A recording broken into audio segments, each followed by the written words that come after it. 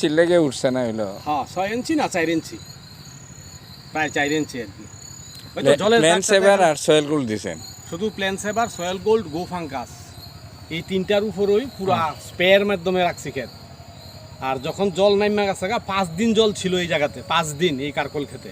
আচ্ছা 5 দিন পরে যেদিন জল নামছে এদিন ওই সঙ্গে সঙ্গে প্ল্যান সেভার, গো ফাঙ্গাস, সয়েল গোল্ড 70 লিটার জলের মাধ্যমে আপনার 50 গ্রাম গো ফাঙ্গাস আর 40 ml হইছে প্ল্যান সেভার, এই তিনোটা একখানো 70 লিটার জলে মিশ্রণ কইরা প্রায় 250 গ্রাম কইরা প্রত্যেক জারে জারে জারে জারে 2 বার আমি ব্যবহার করছি।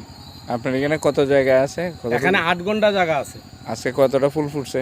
আজকে এর আগে তো 600, 800, 1200 হাইয়েস্ট ফুটছে, কিন্তু ওই বৃষ্টির বন্যার পরে গতকালকেও 200-র মতো ফুটছে, আজকে 90টা 94টার মতো ফুটছে।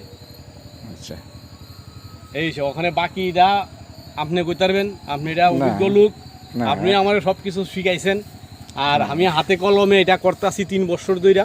কারণ রাসায়নিক এই ক্ষেত হইলে এলাকাতে- কিন্তু ওই গাছ টিকলই না, হ্যাঁ এটা একদম কনফার্ম। এটা ফুল অর্গানিক মাটি। এই 3 বছর ধরে এখানে কোনো রাসায়নিক সার ব্যবহার করা